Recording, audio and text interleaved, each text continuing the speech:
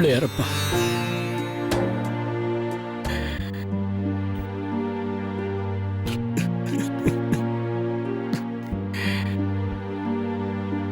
ஆண்டவா, புஷ்பாவுக்கு ஒண்ணுன்னு தெரிஞ்சதும் நான் துடிச்ச துடிப்பு உனக்கு தெரியும் இல்லையா? பெத்தவங்க துடிப்பு இதை விட பெருசுதான், நான் ஒத்துக்கிறேன். அதுக்காக மத்தவங்க தவிப்ப புரிஞ்சுக்க மறுக்கிறது நியாயம் இல்லையப்பா. அப்படி நான் என்ன கேட்டுட்டேன்? என் மருமகளை ஒரு நிமிஷம் பார்த்துட்டு போயிடுறேன்னு கேட்டது தப்பா? அதுக்கு எத்தனை வார்த்தைகள் கேட்க வச்சுட்டப்பா.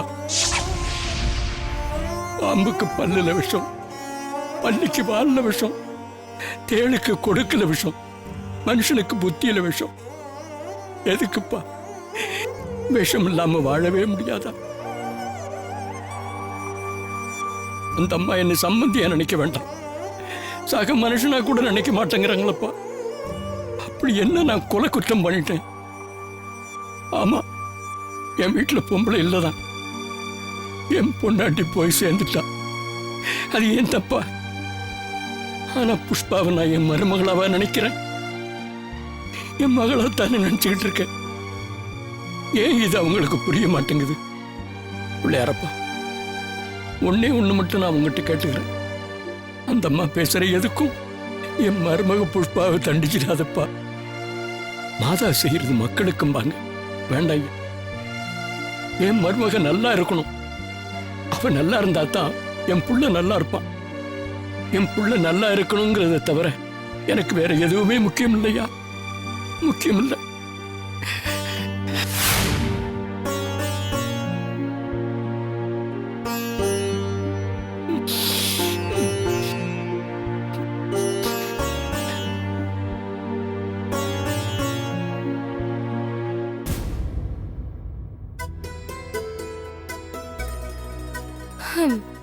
போதுண்டா சாமி, ஆபரேஷன் தியேட்டர் போனது நீங்க, ஐயோ செத்து பொழிச்சது நான். நினைச்சு கூட பார்க்க முடியல அண்ணி. இதெல்லாம் நம்மளோட நேரம் மது. சொல்லி வச்ச மாதிரி இதே ஹாஸ்பிட்டலுக்கு அத்தையும் வரணும். நீ சொன்னதை கேட்டப்போவே எனக்கு கொலையெல்லாம் நடுங்கி போச்சு. ஒருத்தர் நேர்ல மட்டும் பார்த்திருந்தோம்னா நினைச்சாலே தலை சுத்துது. ஹாஸ்பிட்டல்ல குடும்பமே மயங்கி விழுந்தாங்கன்னு சொல்லி நாளைக்கு தினகரன்ல நியூஸ் வந்திருக்கும். இதுக்குதான் இதெல்லாம் வேண்டான்னு சொன்னேன். நீ எங்க கேட்ட? அத்தை மட்டும் பார்த்திருந்தா என்ன ஆயிருக்கும்? அண்ணி அதான் பாக்கலல்ல. லைஃப்ல இந்த மாதிரி த்ரில் அப்பப்ப இருக்கணும் நீ, அப்பதான் ஒரு சுவாரஸ்யம் இருக்கும். ஆமா, நீயும் உன்னோட சுவாரஸ்யமும். அத்தைக்கு மட்டும் இந்த விஷயம் தெரிஞ்சிருந்தா நான் செத்த. விளையாட்டுத்தனமா எவ்வளவு பெரிய காரியத்தை பண்ணிருக்கேன் மது. அண்ணி நான் தான் சொன்னேன்ல, நல்லது நினைச்சு செய்யறோம், விளைவு நல்லதாவே இருக்கும். அது சரி, புஷ்பாக்கு ஒண்ணும் இல்லையே? எனக்கு அது வேற கவலையாவே இருக்கு. நான் தான் ஸ்கிரீன் கிட்ட நின்னு கேட்டேன்னு சொல்றேன்ல நீ. அவளுக்கு ஒன்னும் ப்ராப்ளம் இல்ல, பெர்ஃபெக்ட்லி ஆல்ரைட்னு நர்ஸ் சொன்னதை இந்த கதையில கேட்டேன். போதுமா? அம்மா ஏதாவது சொல்லி பயமுறுத்தி இழுத்துட்டு வந்திருப்பாங்கன்னு நினைக்கிறேன். பாவம் புஷ்பா பயந்திருப்பா. நீங்க பயப்படுறதை விடவா அண்ணி? விடுங்க அண்ணி, உங்களை பத்தி கவலைப்பட அவங்க யாருமே தயாரா இல்ல. நீங்க எதுக்கு அவங்கள பத்தி நினைச்சிட்டு இருக்கணும்? அப்படி சொல்லாத மது. நீ எனக்கு பொண்ணு மாதிரின்னா அவளும் அப்படிதானே. உங்களை திருத்தவே முடியாது அண்ணி. அவ குணத்துல அம்மாவோட ஜெராக்ஸ் அண்ணி. உங்களுக்கு அதை பத்தி தெரியவே தெரியாது.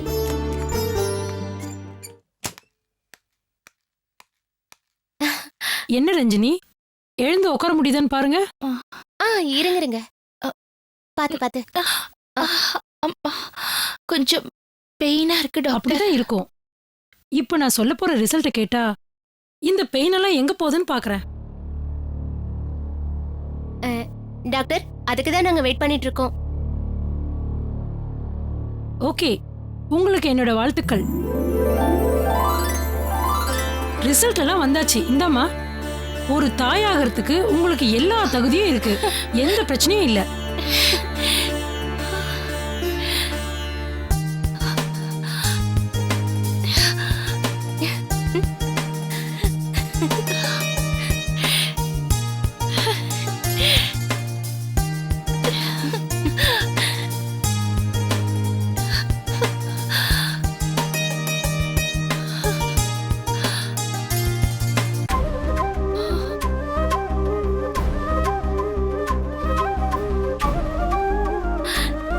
Thank you doctor. It's Thank you okay, so ma. much. எனக்கு என்ன சொல்றதுன்னு தெரியல. புரியுதுமா, அக்கறையோட அண்ணியை கூட்டிட்டு வந்த, அவங்களும் நல்லபடியா ஒத்துழைப்பு கொடுத்தாங்க. ரிசல்ட் எல்லாம் பாசிட்டிவா வந்திருக்கு. எல்லாம் நல்லபடியா நடக்கும். அண்ணியை பத்திரமா வீட்டுக்கு கூட்டிட்டு போயிடலாம். ம், நாளைக்கு கம்ப்ளீட்டா நார்மல் ஆயிடுவாங்க. ஆனா சொல்லுங்க டாக்டர், என்ன ஆனா? இவங்க ஹஸ்பண்டையும் செக் பண்ணணும்.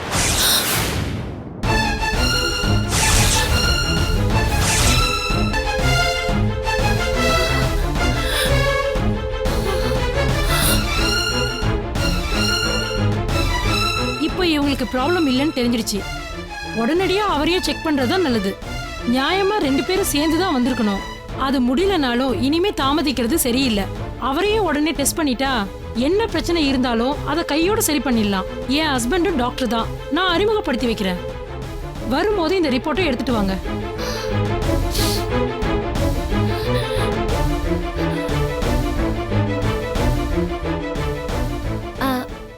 Okay doctor. உங்களுக்கு டிஸ்சார்ஜ் எழுதி கொடுத்தாச்சு. அக்கவுண்ட் செட்டில் பண்ணிட்டு நீங்க வீட்டுக்கு கிளம்பிடலாம். சரியா ரஞ்சினி? Take care. வரேம்மா.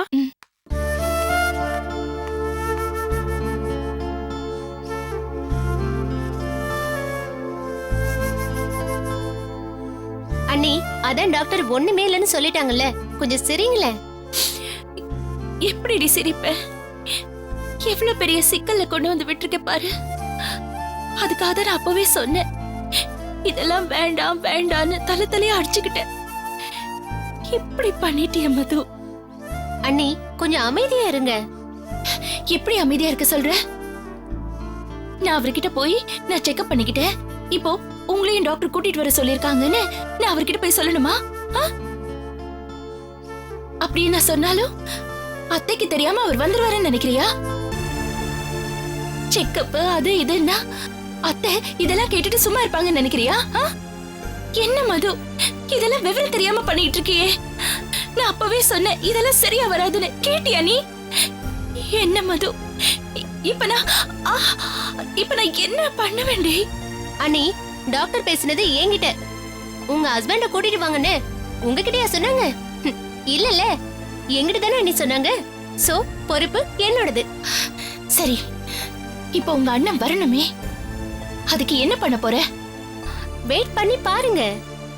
இது பாரு, வீட்டுக்கு தெரியாம நான் வந்த மாதிரி உங்க அண்ணனை வர வைக்கலான்னு நினைக்காத மது. அதுக்கெல்லாம் அவர் ஒத்துக்க மாட்டாரு. அண்ணி, நான் இன்னும் பிளானே போடல அண்ணி. என்ன செய்ய போறேன், எப்படி செய்ய போறேன்னு இனிமே தான் நான் யோசிக்கணும். எல்லாம் பாத்துக்கலாம் அண்ணி. You don't worry.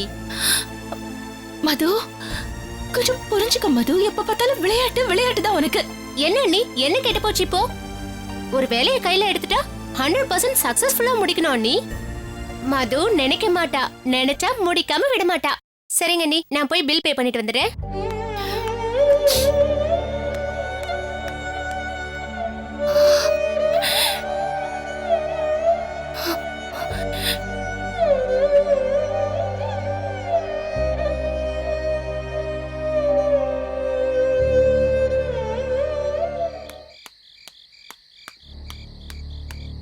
அம்மா அம்மா அம்மா அம்மா வந்துட்டியாப்பா முரளி? புஷ்பாக்கு எப்படிமா அது இருக்கு? ஏன்பா கேக்குறே? உயிர் போய் உயிர் வந்த மாதிரி ஆயிப்போச்சு. ஆஸ்பத்திரி இருக்கம்மா? போயிட்டு வந்துட்டோம். இதோ இங்க இருக்கா, வா. புஷ்பா என்னாச்சுமா? நல்லா இருக்கியா? நல்லா இருக்கேன்னு. பயந்து போயிட்டா. இந்தாங்கம்மா, குலதெய்வம் கோயில் பிரசாதம் வச்சு விடுங்க. சரிப்பா. முரளி, நீ கோயிலுக்கு போய் பிரார்த்தனை பண்ணிட்டு வந்ததுனால மலை மாதிரி வந்த கஷ்டம் பனியா விலகி போச்சுப்பா. அம்மா, இதுல அபிஷேக பால் இருக்க, புஷ்பா கொடுங்க. கொடுண்ணா. இந்தாம்மா, இந்த ஞான பாலை வாசமாலு குடு. குடிச்சிட்டு திருஞான சம்பந்தி ஆகட்டும். உனக்கு வியவஸ்தையே இல்லடா. எப்ப பாரு எடக்கு பேச்சு. காலையில நான் தவிச்ச தவிப்பு உங்களுக்கு எங்கடா புரிய போகுது? அம்மா, அதான் வந்தோடனே சொல்லிட்டியம்மா, ஏன் திரும்ப திரும்ப சொல்ற?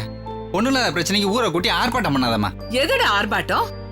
பாத்ரூம்ல இருந்து வெளியே வந்த உடனே அம்மானே அடிவயத்துல இருந்து ஒரு சத்தம் போட்டா பாரு, ஈரக்கொலையே நடுங்கி போச்சு எனக்கு. நீயும் இல்ல, இவனும் இல்ல, இவன் பொண்டாட்டியும் இல்ல. ஒத்த மனுஷன் நான் எங்கடா போவேன்? அதான் ஹாஸ்பிட்டலுக்கு போயிட்டு வந்தாச்சு, ஒண்ணும் இல்லைன்னு சொல்லிட்டாங்க, அதோட விடுமா. முரளி, நீயும் ஏதாவது காரணம் சொல்லி இன்னைக்கு கோயிலுக்கு போகாம இருந்திருந்தா நினைக்கவே பயமா இருக்குடா. அதான் சாமிக்கு வேண்டிக்கிட்டதெல்லாம் தள்ளி போடக்கூடாது. அதான் நல்லபடியா முடிஞ்சிருச்சேம்மா, விடுங்க. அது சரி, ரஞ்சனி மதும் இன்னும் காணுமே. செங்கல்பட்டுல கல்யாணம்னு காலையிலே 2 பேரும் சொல்லிட்டு தானே போனாங்க. சாந்தி முகூர்த்தம் வரைக்கும் இருந்துட்டு எல்லாத்தையும் முடிச்சு கொடுத்துட்டு காலையில தான் வருவாங்களோ என்னமோ. இதுல என்னமா தப்பு இருக்கு? ஃப்ரெண்டோட கல்யாணத்துக்கு போயிருக்கா, எல்லா ஒர்க்கையும் முடிச்சிட்டு தான் வருவா. போன வந்தோன்னா இருக்க முடியும்.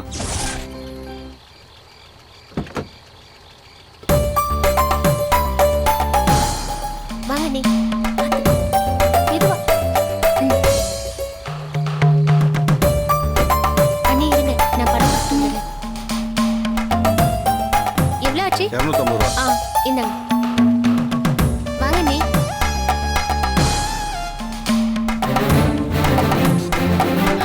எனக்கு பயமா இருக்கு மது. இங்க பாருங்க நீ, சும்மா பயமா இருக்குன்னு சொல்லிக்கிட்டே இருக்காதீங்க. பேசாம உள்ள வந்து படுங்க. வாங்க. படுக்கிறதா? விளையாடுறியா நீ? பின்ன நைட்டுக்கு டிஃபன் செஞ்சு பாத்திரம் தேய்ச்சிட்டு இட்லிக்கு மாவு கரைச்சி வச்சுட்டு தான் படுப்பீங்களா? இங்க பாருங்க அண்ணி, இன்னைக்கு ஒரு நாள் முழுக்க நான் சொல்றதை நீங்க கேட்பேன்னு சொல்லிருக்கீங்க. பேசாம வாங்க. மெல்லமா அண்ணி, வாங்க மெல்லமா நடங்க. பாத்து பாத்து.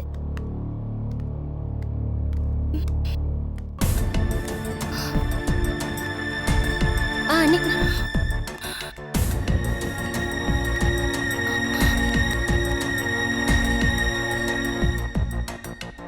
வாங்க.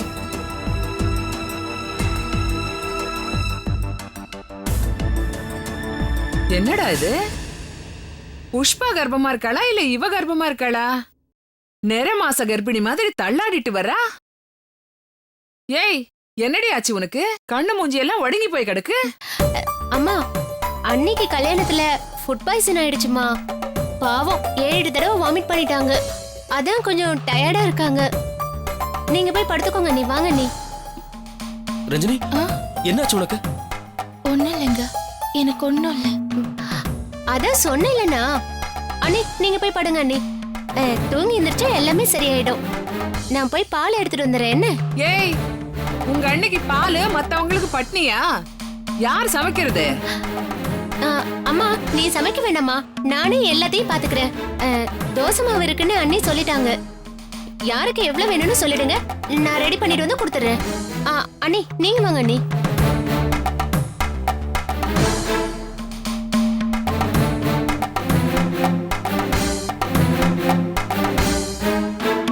கல்யாணத்துல காணாத கண்ட மாதிரி என்னத்தை தின்னாலோ என்னமோ, அதான் வாந்தி. சும்மா பேசாதம்மா.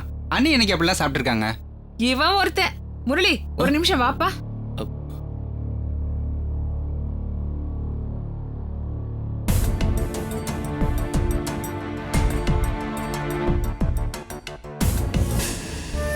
படுங்க. மெதுவா. அண்ணி நான் போயிட்டு வரேன்.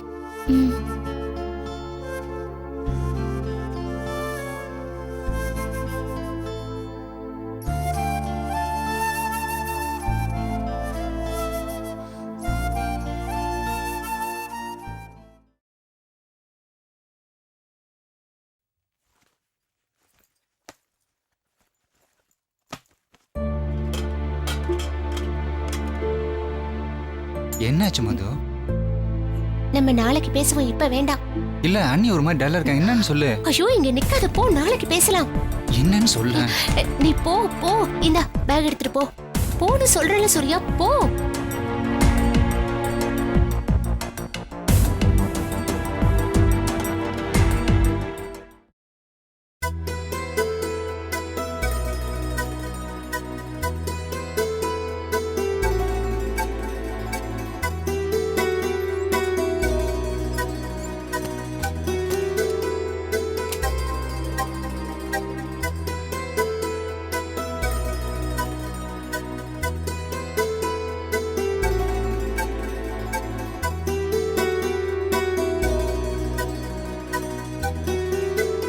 ரஞ்சனி, என்னாச்சு ரஞ்சனி? ஒண்ணும் இல்லைங்க. படுத்துக்க படுத்துக்க, வேண்டாம் எந்திரிக்காத.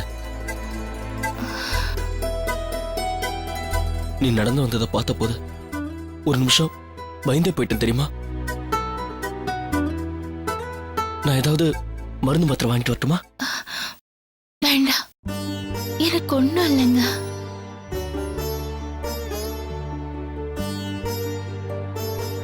நினைச்சு பார்த்தா ஆச்சரியமா இருக்கு ரஞ்சினி. கல்யாணமா எத்தனை வருஷத்துல ஒரு நாள் கூட 10 மணிக்கெல்லாம் நீ படுத்ததே கிடையாது. இப்படி உழைக்கிறியே, உனக்கு செழிப்பே வராதான்னு நான் எத்தனையோ நான் நினைச்சிருக்கேன் தெரியுமா?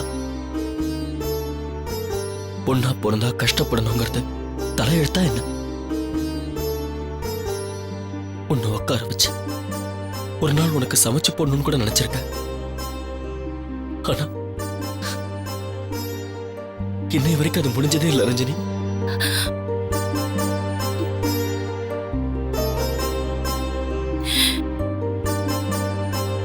ஆனா நான் என் மனசுக்குள்ள உன்னை ரொம்ப நேசிக்கிறேன் ரஞ்சினி. வார்த்தையா இது வரைக்கும் நான் சொன்னதில்லை. ஆனா நீ உடம்பு முடியலன்னு படுத்ததும் என் மனசுக்கு ரொம்ப கஷ்டமா இருக்கு ரஞ்சினி.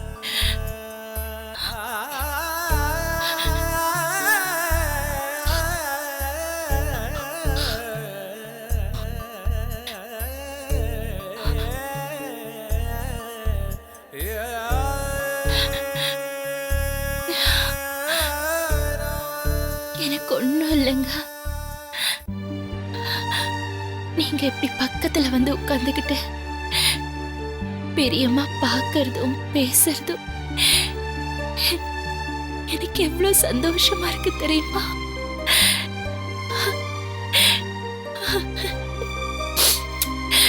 எனக்கு இது போதுங்க. எனக்கு இது போதும் போதும் போதும்.